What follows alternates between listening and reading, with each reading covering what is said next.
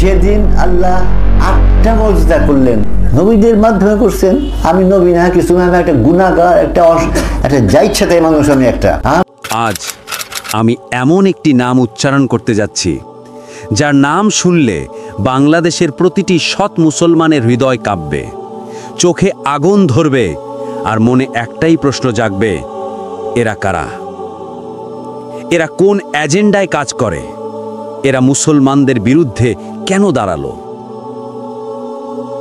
এই নাম এরা নিজেরা ব্যবহার করে, হিজবুত তাওহীদ। হ্যাঁ, এই নামটি আজ আমরা বিশ্লেষণ করব। একটি নাম যার ভেতরে তাওহীদ শব্দটি আছে, কিন্তু কাজ তাওহীদের ধ্বংস।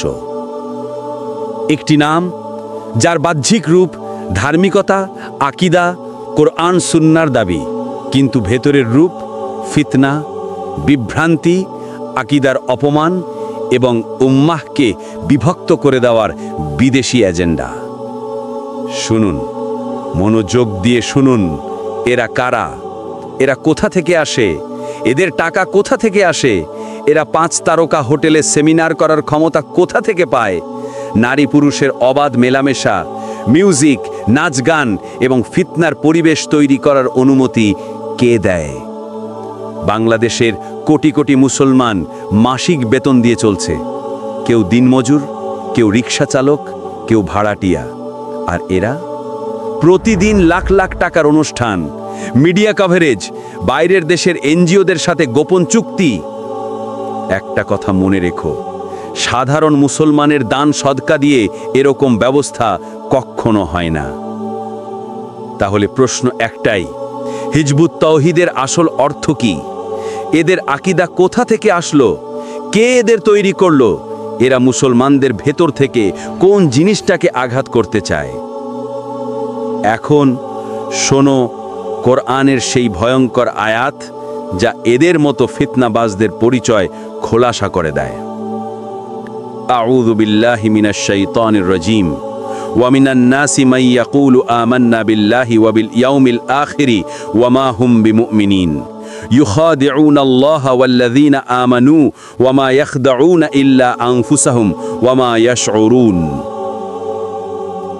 মানুষের মধ্যে কিছু লোক আছে যারা বলে, আমরা আল্লাহ এবং কিয়ামতের দিনে ঈমান এনেছি, কিন্তু বাস্তবে তারা মুমিন নয়।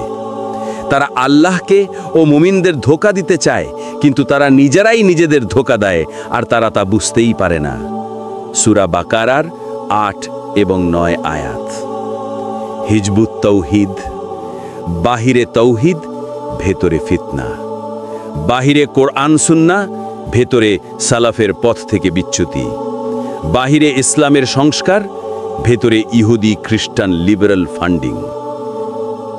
আজকের এই ভিডিওতে আমি তোমাকে দেখাবো এদের আকীদা কোথা থেকে নকল করা, এদের অর্থের উৎস, কেন এরা সবসময় নারী পুরুষ মিক্সিং পরিবেশ বানায়, কোন কোন এনজিও এদের ফান্ড করে, কেন এদের প্রায় সব বক্তব্যে আলেম সমাজকে টার্গেট করা হয়, কিভাবে এরা মুসলমানদের ঈমান দুর্বল করে, এবং সবচেয়ে গুরুত্বপূর্ণ, এরা কেন নতুন ব্যাখ্যা, নতুন তাওহীদ, নতুন ফতোয়া, নতুন ধর্মীয় ব্যাখ্যা আবিষ্কার করতে চায়।